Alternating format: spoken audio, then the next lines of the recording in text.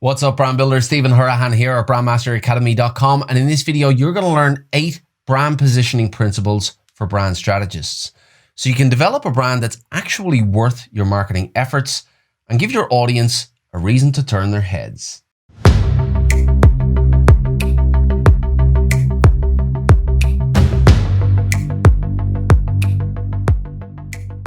Now, if you're new to the channel and you want to build brands that go beyond those visuals using strategy, psychology, and creative thinking, then you're in the right place. Hit that subscribe button and the notification bell. If you want to fast track your results, make sure you grab the Pro Brand Strategy Blueprint.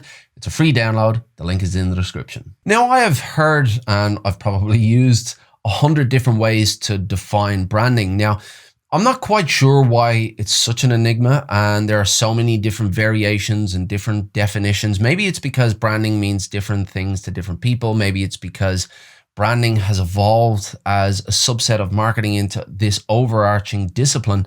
I'm not really sure why there is confusion, why there are so many different ideas and opinions and philosophies about branding. But what I am absolutely certain about is that the main reason that you brand your business is to make your business more relevant to who your audience is and to give them meaning as to what your brand and what your business can give them in their lives. And that is why we brand our businesses, to give them that meaning, to give them that context so that they consider your brand when it comes to that buying decision. So without a shadow of a doubt, the most important element of branding your business is to give them that reason to look towards your brand. And that is what positioning your brand is all about. Now, we live in a world where we have maybe 10 to 100 different options for a given product or a given service on any given day. And our brains are not able to digest all of that information. The way our brains work is it filters most of it out and it only allows a fraction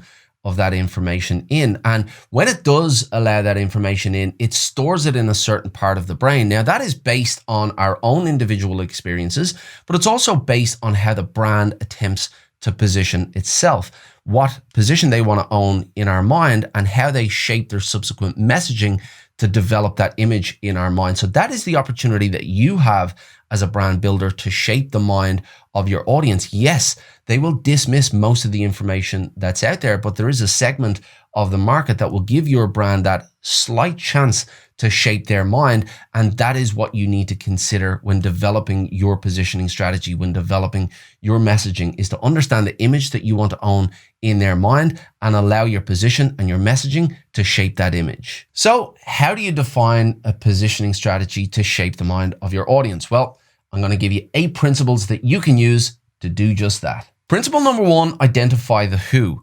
Now, your brand exists for one reason and for one reason only, and that is to serve your audience. Yes, your brand will generate a revenue, but that is a byproduct of serving your audience. Your primary goal is to serve your audience and to be there to give them what they need. Now, if you don't understand exactly who that audience is, you're not going to be able to serve them at the highest level. If, on the other hand, you take the time to understand exactly who they are, exactly where they're coming from, where they're going to, what they're feeling, what their goals are, what their aspirations are, what challenges they're coming across. If you know all of that, then you can develop your position, you can develop your product, your service, you can develop your solution to meet their needs. And you can also use it to shape your messaging, to own a specific image in their mind. So it's not just the image that you need to own in their mind, it's the right image for the right mind. Principle number 2, identify the alternatives. Now, your audience will have a need, they'll have a want, and there will already be brands in the market serving those needs. And each and every one of those brands will have their own individual reason as to why their audience should choose them. So you need to really understand that landscape. You need to understand what players in the market and what reasons they're giving your shared audience to choose them, because this will represent an opportunity for you. It'll represent an opportunity to see the gaps in the market and the possibilities of alternative solutions or a different twist or a differentiation strategy that you can use to separate yourself from all of those other alternatives. So it's really important that you identify who is playing within the market landscape, what options your audience already has, so you can identify those gaps and those opportunities. Principle number 3, define your difference. Now, I can't stress this enough, and I'm not going to sugarcoat it either. This is one of the most important tasks, if not the most important task in the whole spectrum of branding.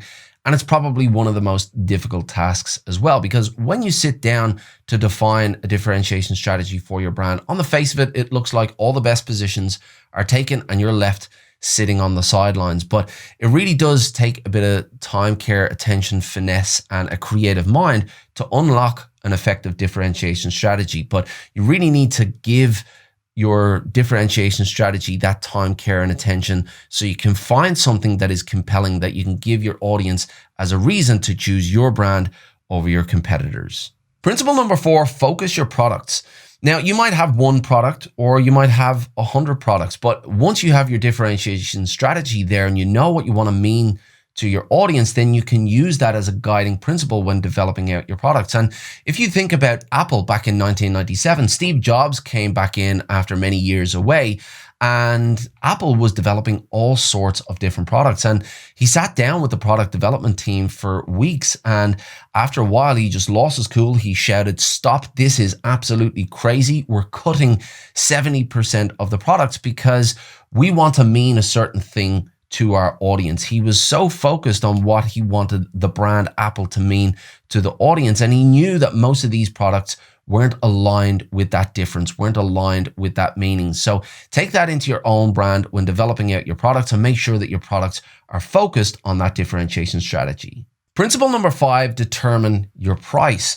Now, the price that we set for our products and the price point that we set for our brand has an influencing factor on where our audience are going to position our brands. If you think about luxury car brands, we associate luxury car brands with high prices. Or if we think about discounted car brands or budget car brands, we associate them with a low price. Now, that is a very, very basic example of this, but price is a very important consideration when it comes to your differentiation strategy, when it comes to that position that you want to own in the mind of your audience. So really take the time to consider what price that you're going to place in the market and what that means in terms of the position that you want to own compared to your competitors. Principle number 6, identify your place.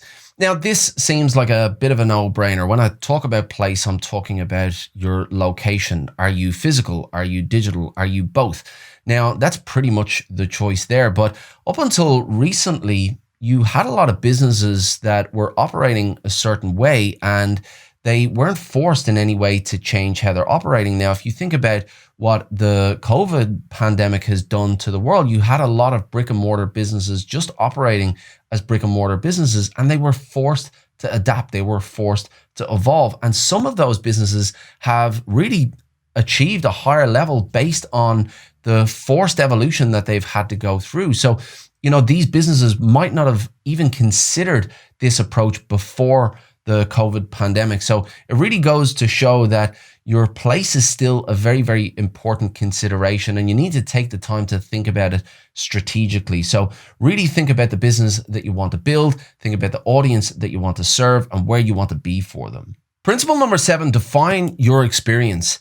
Now, you can't do this until you've defined your differentiation strategy, but once you have done that, then you can understand what kind of experience is going to help to solidify that position in the mind of your audience. And when you know that, you can take the time to develop an experience for your brand, to understand the journey that your customer is on, map out that customer journey, and then design that experience. Now, most brands don't do this. They don't take the time to understand all of those steps that their audience takes on the customer journey and then develop an experience to give them that experience so that they can own that position in the mind of their audience. But if you take the time to do that, you have an edge over your competitors. So really understand the experience that you want to have, that you want your audience to have, so that that can add to the position that you want to own in their mind.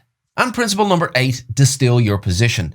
Now, this is all about selecting a few choice words to represent exactly what you want your brand to mean to your audience, and you use those words as an anchor in their mind. So I'm talking here about your tagline. Now, some of the world's biggest brands are in a very, very privileged position, and they've chosen taglines that are able to represent an idea. So I'll give you an example here. Nike have the tagline, "Just do it." Now, this doesn't really speak to the products that they sell. It doesn't really speak to the running shoes that they were born from. Phil Knight developed Blue Ribbon way back when, back in the 70s, and that later became Nike. But if he had have chosen just do it as the tagline for Blue Ribbon, it probably wouldn't have worked because he didn't have that level of brand awareness. As I said, those sorts of taglines, those big idea taglines, are really reserved for the big end of town and for those who have high brand awareness. But when it comes to developing your own brand and solidifying a position in the mind of your audience, you need to use every tool at your disposal. And your tagline is a great way to plant a seed in the mind of your audience as to what your brand should mean to them. So take the time to really define the position that you want to own in their mind and then distill that position down into an effective tagline. Now, I've said it before and I'll say it again. There is no more important task in the whole spectrum of branding than your positioning strategy. You need to take the time to define a position to give your audience a reason to choose your brand. If you haven't done that for your brand, then you are not branding. I don't know what you're doing, but you're not branding. You really, really need to give your audience a reason, because without that reason, what's your marketing all about? You're spending money on marketing. You're wasting all of this time, energy, and effort marketing a business without a reason for your audience to look towards you. So again, I can't stress this enough. Your positioning strategy is absolutely critical when it comes to your brand and your brand strategy. So take the time to develop it out. Take the time to understand your audience, what they want, what they need, and what they're feeling, and then give them a reason to turn towards your brand. But I would love to hear from you. I would love to hear your experience about defining positions for the brands that you're building. As I've said before, it is one of the most difficult tasks in the whole spectrum of branding. Is that your experience as well? Or do you have a technique that is really effective in unlocking a positioning strategy for the brands that you're building? Or do you have challenges when it comes to defining that position? I'd love to hear from you. If you like this video, please give it a thumbs up, hit that subscribe button and the notification bell as well. It'll let you know when I've got new videos coming out. If you want actionable brand strategy tips and techniques, head on over to BrandMasterAcademy.com. Get yourself signed up for the list. It is free and I keep some exclusive content for that list as well. If you want to get going with developing brand strategies from scratch, then make sure you head over to BrandMasterAcademy.com because there's plenty of resources on there, including the Pro Brand Strategy Blueprint. As I mentioned earlier, it's free. You can just download it and get going with brand strategy. But as I said, I'd love to hand it back over to you. I'd love to hear from you about your challenges, about your experiences. I'll do my best to answer all of those. Until next time, brand like a master, and I'll see you in the next video.